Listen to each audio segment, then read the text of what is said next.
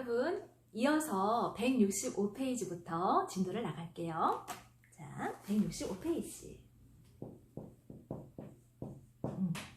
여러분 5장입니다. 자, 5장은요. 처음에 선생님이 그 장마다 그 내용을 한 줄로 요약해서 알려주고 필기를 먼저 했었죠. 예. 집 위치를, 완득이의 집 위치를 완득이 어머니에게 알려준 건 똥주였고, 자, 그렇게 해서 완득이가 선생님이 알려줘서 엄마가 오신 거라는 걸 알게 되고, 이제 똥주한테 막 원망을 하게 되죠. 그래서 집을 알려줘서 타박받는 선생님이신데 제자로부터 타박받는 똥주라고 메모를 했을 거예요. 자, 그렇죠. 자, 거기 지시문이 나와 있습니다. 작은 글씨체로 멀리 밝아오는 아침, 밤새 거리를 방황한 완득이가 집으로 돌아온다 라고 했습니다. 여러분, 그 방황한 완득이 있죠. 우리 여기 잠깐 이 방황이라는 단어가 완득이를 수식하는 그 단어로 사용이 된 이 그 부분, 이게 나왔으니까요. 잠깐 메모를 할까요? 네. 자, 방황한 완득이. 네. 자, 여러분, 이 뮤지컬의 주제가 뭘까요?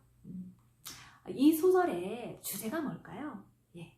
주제는 같습니다. 예. 물론 소설에서 그 소설 작가가 더 중요하게 생각한 그런 어떤 포인트와 지점과 이 뮤지컬 대본을 쓰신 작가가 중요하게 생각하는 포인트, 지점은 조금 다른 것 같습니다. 자, 이것을 관점의 차이라고 얘기했죠. 네. 자, 그래서 주제를 지금 이제 말이 나왔으니 정리를 하도록 하겠습니다.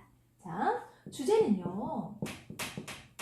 자, 이 소설과 뮤지컬의 주제는 이거죠. 자, 청소년기를 보내는 완득이. 자, 방황하던 완득이의 아픔. 완득이 많이 아프죠. 청소년이라는 시기를 보내고 있는 그 시기 자체가 참 아파요. 아프게 해요. 그런데 완득이의 경우는 조금 더 특별하잖아요. 그렇죠. 우리도 그렇게 인정을 하죠. 예. 그 아픔과 성장.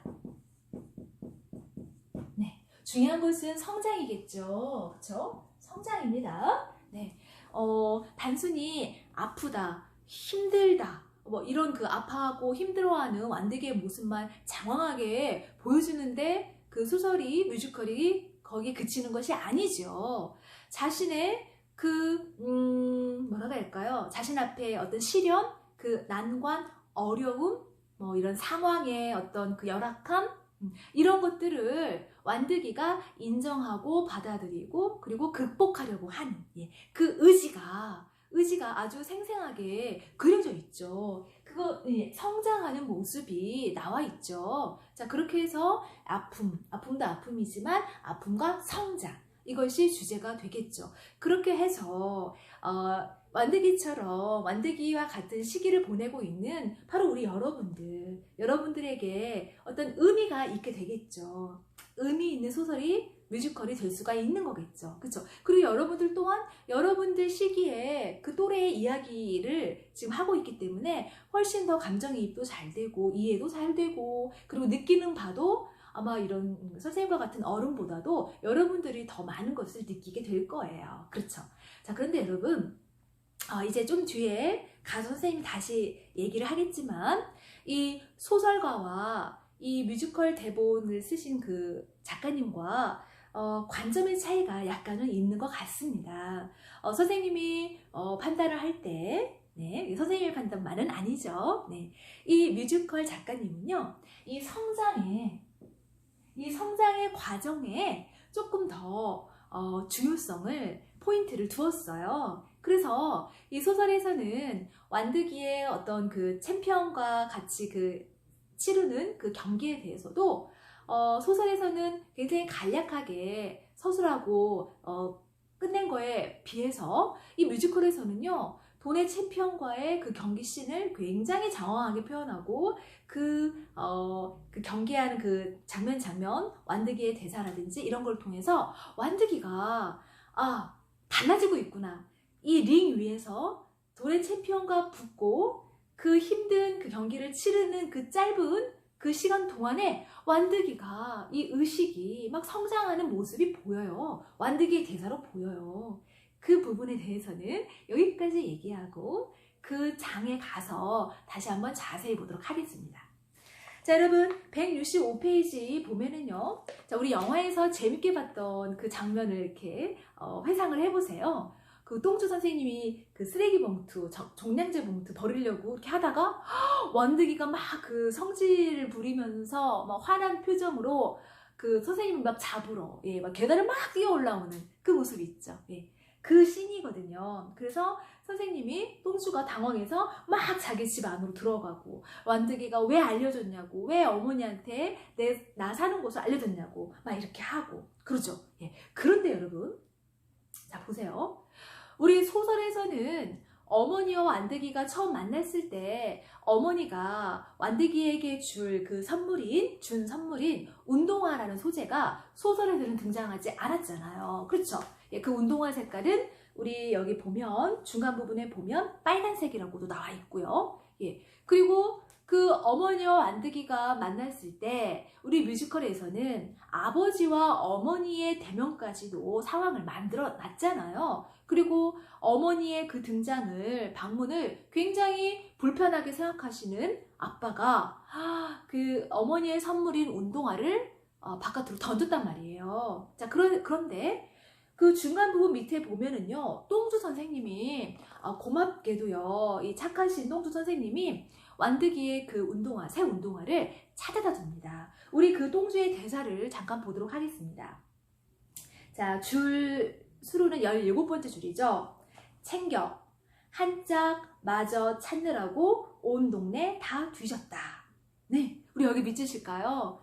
와, 선생님 참 대단하시죠.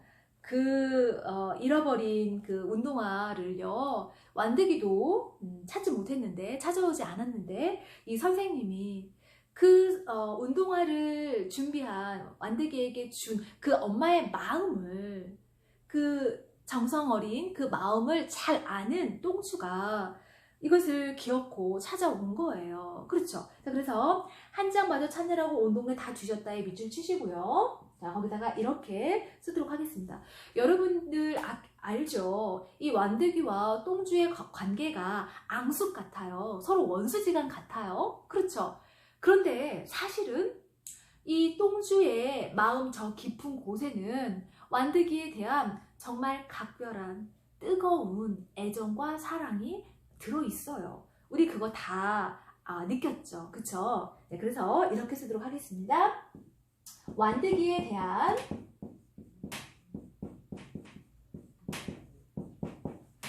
똥주의 깊은 애정이라고 쓰겠습니다. 네.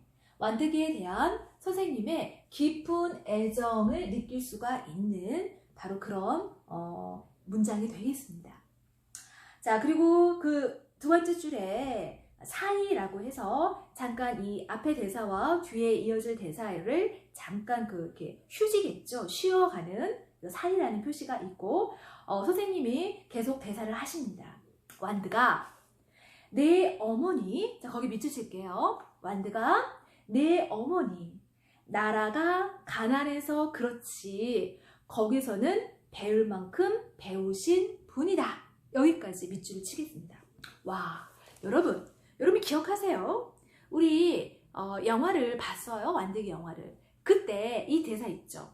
어머니 그 나라에서, 필리핀이겠죠. 배울 만큼 배운 유식한 똑똑한 분이다 라는 이 대사가 지금 우리 뮤지컬에서는 똥주의 입을 통해 전달이 되지만 영화에서는, 그리고 소설에서는 누가 이 대사를 할까요? 영화 기억나죠? 아버지예요. 완득이의 아버지가 이 대사를 하셨거든요. 그런데 뮤지컬로 재구성되면서 아버지의 대사를 말하자면 똥주가 가져갔어요. 그렇죠? 자, 그래서 여러분 밑줄 치시고 이렇게 메모를 하겠습니다. 소설에서는 아버지의 대사, 소설에서는 아버지의 대사라고 하시고요. 여기 선생님이 근거를 돼야겠죠. 다시 소설로 갑니다. 저 뒤에 부록 소설로 가면은요. 네.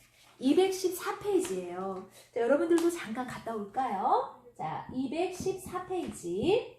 214페이지 끝에서 세 번째 줄입니다. 거기 보면 그 사람, 네, 밑줄 쳐놔야겠죠?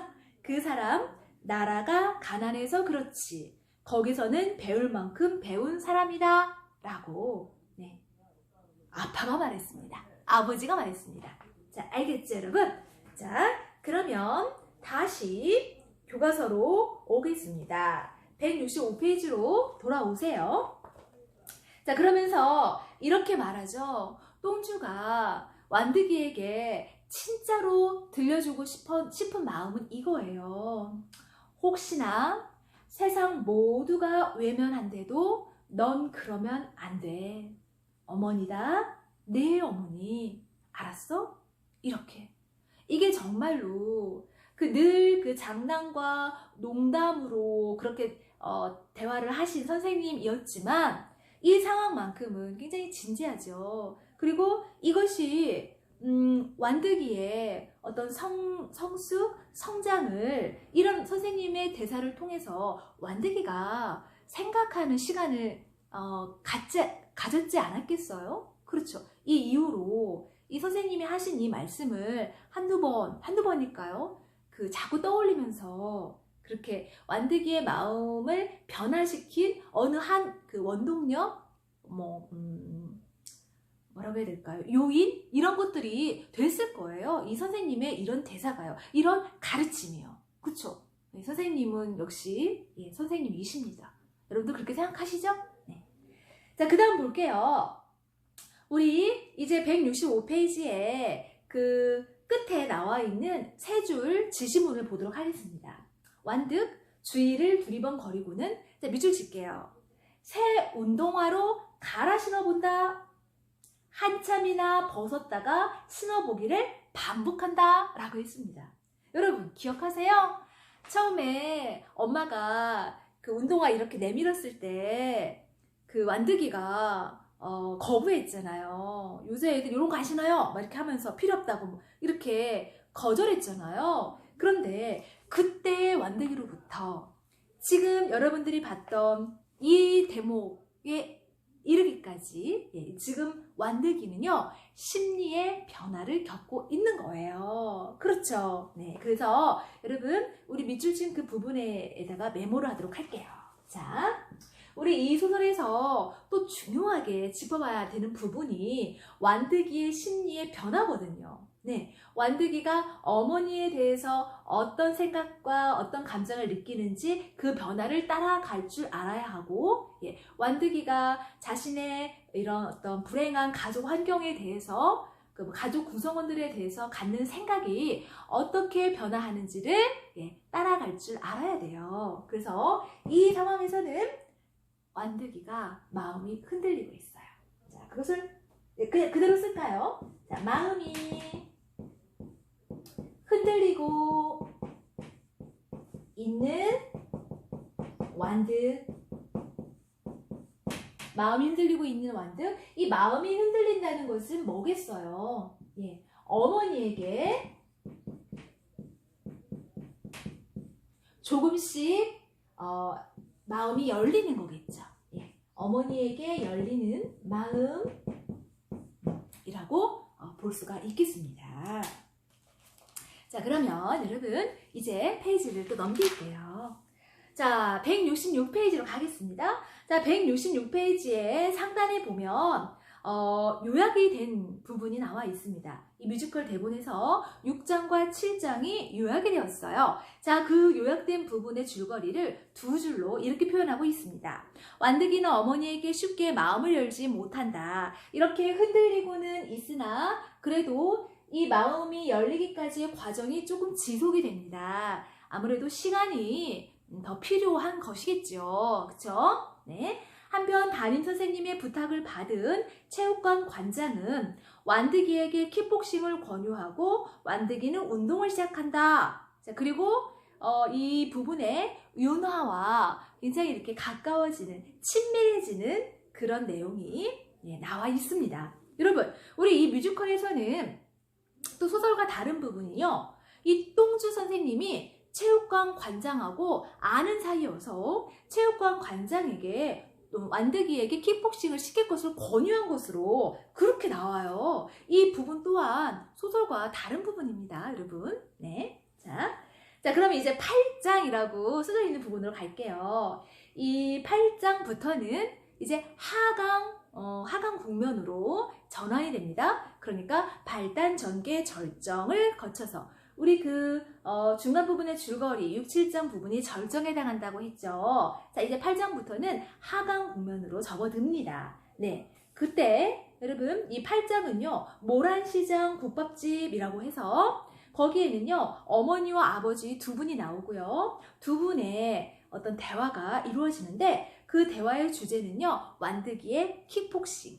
완득이의 킥복싱을 아빠는 반대하고 엄마는 찬성하고 그래서 엄마가 아빠를 설득하고 있어요. 완득이 하고 싶어하는 운동 하게 놔주세요. 이렇게 설득을 하고 있습니다. 자, 이제 9장으로 갈게요, 여러분. 자, 9장에서는요, 뭐라고 할까요? 선생님은 그렇습니다. 영화 전체 그 모든 장면을 통틀어서 뭐 소설이든 뭐 영화든 이 뮤지컬 대본이든 선생님이 이 장이요, 이 대목이요, 가장 인상적이고 막 가슴이 애리고 막 눈물도 막 나오고 그런 장면이에요. 뭐죠? 네. 완득이가 어머니에게 구두를 사주는, 신발 가게에 들어가서 구두를 사주는 바로 그 장면이에요. 그 씬이에요. 자, 여러분, 그러면 우리 어디를 보냐면요. 일단 그 15번이라는 숫자를 달고 있는 왜라는 제목의 노래 있죠. 예, 그러니까 이게 노래 중에는 15번째 노래라는 뜻이에요. 거기에 왜 완득이의 노래를 볼게요. 여러분, 아직까지도 완득이는 엄마에게 마음을 활짝 오픈하지 못했고요. 마찬가지로 완득이를 둘러싼 세상에 대한 분노가 억울하고 화나고 이런 감정이 아직까지는 완득이에게 굉장히 강하게 여전히 남아 있습니다. 그래서 완득이가 왜 제목부터 굉장히 도발적이죠. 이러한 노래를 할 수 있었던 거예요. 자, 여러분, 왜라는 노래 제목에 자, 우리 이렇게 한 단어 메모를 해놓을까요? 분노라고 할까요? 자, 완득이의 세상에 대한 분노를 읽을 수가 있겠습니다. 자, 볼게요. 왜 하필 나야? 왜 하필 나야? 왜? 계속 반복이 되고 있죠. 반복이 된다는 것은 그 정서를 강화시키는 그러한 효과가 있잖아요. 왜 하필 나야? 왜? 아이고, 3번이나 반복이 됐네요. 자, 그래서 거기 밑줄 쫙 치겠습니다. 자, 그리고 메모합시다. 세상에 대한 원망과 분노. 네. 세상에 대한 원망과 분노. 우리 이 뮤지컬 대본 맨 그 앞부분에 줄거리 요약된 부분에 그런 표현이 나와 있죠. 완득이가 참 싸움을 많이 하고 다녔노라는 그런 내용이 나와 있잖아요. 그래서 완득이는 세상에 적대적인 거죠. 그렇게 해서 이렇게 세상에 대한 원망과 분노를 확인할 수 있고요. 그 밑으로도 왜 하필 나야? 왜가 무한 반복이 됩니다. 자, 근데요. 또 흥미로운 대사가 하나 나와요. 자, 누가 뭐라든 누가 욕하든 나 반드시 이긴다. 여러분, 거기에 밑주치겠습니다. 누가 뭐라든 누가 욕하든 나 반드시 이긴다. 자, 이렇게 세상에 대한 원망과 분노의 그 감정, 그 에너지만큼 완득이에게는요, 이기고 싶고, 어떤 이런 승부욕이라고 해야 될까요? 이러한 욕망도 있는 거예요. 그렇죠? 자, 그래서 우리는 여기에서, 완득이가 분노만큼 또 그것을 자기의 불만스러운 그 상황을 극복하려고 하는 에너지도 있구나 하는 것을 확인할 수가 있거든요. 자, 그래서 이렇게 쓰겠습니다. 자, 자신의 자신의 환경에 당당히 맞서려는 의지라고 쓰겠습니다. 자신의 환경에 당당히 맞서려는 의지. 누가 뭐라든 누가 욕하든 반드시 이긴대요. 킥복싱이든 인생이든 누가 뭐라든 누가 욕하든 계속 반복이 됩니다. 알겠죠? 여러분, 이 완대기의 왜라는 이 제목은요, 이 제목의 노래는 상당히 의미가 있는데, 그런데 이 노래에서 우리가 느낄 수 있는 그 정서는요, 대표적인 정서는 일단 분노예요. 원망과 분노. 제목이 왜잖아요. 자, 그렇지만 그렇게 원망과 분노만 하는 것이 아니라 내가 이 어떤 불공평한 나한테 있는 이 어떤 불리한 환경, 나 이거 뛰어넘겠다. 극복하겠다. 라는 의지도 있다는 것을, 그것을 여러분들 절대 잊지 마세요. 자, 그 다음에 이제 167페이지로 가겠습니다. 167페이지로 가면, 자, 여러분. 자, 그 부분을 한번, 짚고 가고 싶어요. 선생님이 이제 다 읽지 않아요. 그거는 이제 이해하실 수 있죠. 자, 17번째 줄입니다. 자, 완대기가 망설이다 이렇게 말합니다. 그리고요, 저한테 존댓말 좀 쓰지 마세요 라고 합니다. 여러분, 거기 밑줄 치세요. 선생님도요, 이 소설을 읽고 영화를 보는 내내 그 어머니가 아들 앞에서 존댓말을 쓰는 것이 그렇게 어색하고 또 가슴 아플 수가 없었어요. 엄마가 그렇게 존댓말을 쓴다는 거는요, 우리 존댓말은요, 타인한테 쓰는 말이죠. 모르는 사람, 나하고 잘 모르는 사람, 가깝지 않은 사람한테 조심스럽게 하는 그 말체잖아요. 어투잖아요. 그런데 어떻게 부모가, 엄마가 자식한테 이런 존댓말을 쓴단 말입니까? 그쵸? 근데 그렇게 그 존댓말을 쓸 수밖에 없는 엄마의 그 마음을, 심정을 우리가 다 이해했잖아요. 저럴 수밖에 없었겠다라고 또 다 알았잖아요. 그쵸? 그런데 그 존댓말이 처음부터 완득이도 불편했습니다. 그치만 이런 쓰지 말라는 말을 할 용기가 이제까지는 없었다면 지금은 이제 이런 말까지 하는 단계까지 이 엄마와 안득이의 관계가 말랑말랑해진 거예요. 그쵸? 그 경직되어 있던 그 어색했던 것으로부터 지금 많이 부드러워지고 있는 거예요. 맞죠? 자, 그래서 우리 저한테 존댓말 좀 쓰지 마세요. 그 밑에다가 정리할게요. 여기 좀 지울까요?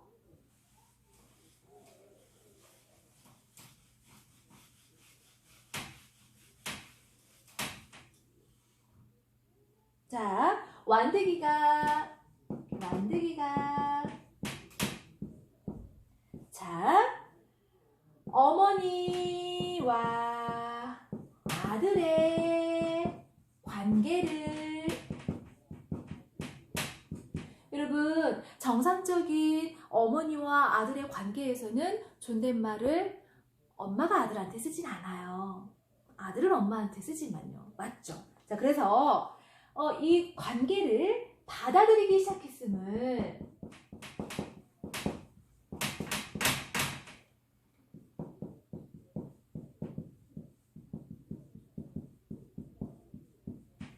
알 수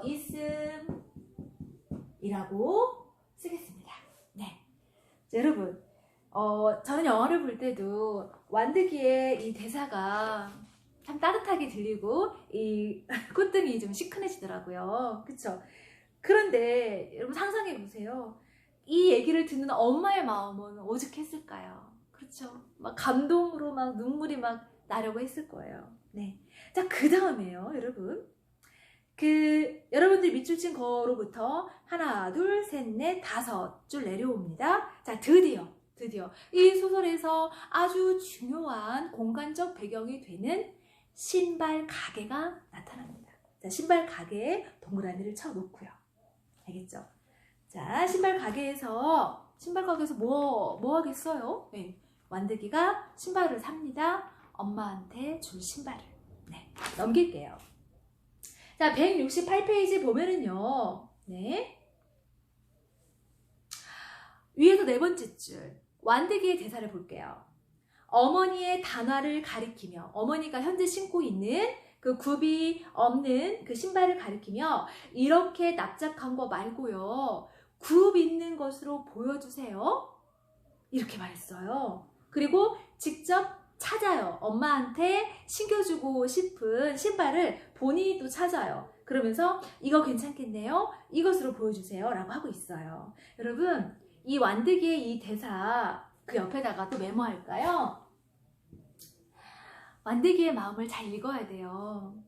어머니가 신고 있는 단화가 낡았습니다. 네, 그래서 단순히 낡았으니 이제 새 신발이 필요하니 단순히 어떤 신발의 그 기능으로서의 신발 있죠. 신발의 기능을 오롯이 하고 있는 그런 신발. 네, 그 신발을 이렇게 낡은 것을 대체할 새 신발을 사준 게 아니라 플러스 굽 있는 거라고 했단 말이죠. 여러분, 이 여자들이 신는 이 굽 있는 신발들은요, 여자들이 이렇게 예쁘게 자신을 꾸미고 싶을 때 뭔가 좀 더 이렇게 갖춰서 이렇게 복식을 좀 갖춰서 이렇게 하고 싶을 때, 그러니까 쉽게 말하면 멋을 내고 싶을 때 신는 신발이 굽 있는 신발이에요. 이게 굽 있는 신발을 신다 보면 이 다리의 어떤 그 라인과 뭐 전체적인 그 바디 비율이 예뻐지잖아요. 그쵸? 그래서 완득이는요, 그냥 단순한 신발이 아니라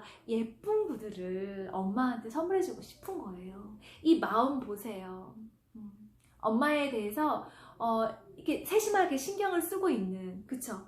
엄마, 나의 엄마도 아름다운 여성이라고 그 엄마를 존중하는 그 따뜻한 배려의 마음이잖아요. 그쵸?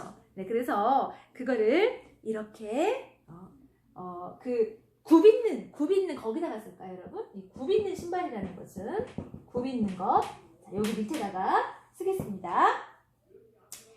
엄마가 예쁜 구두를 신기를 바라는 완득이의 따뜻한 마음이에요.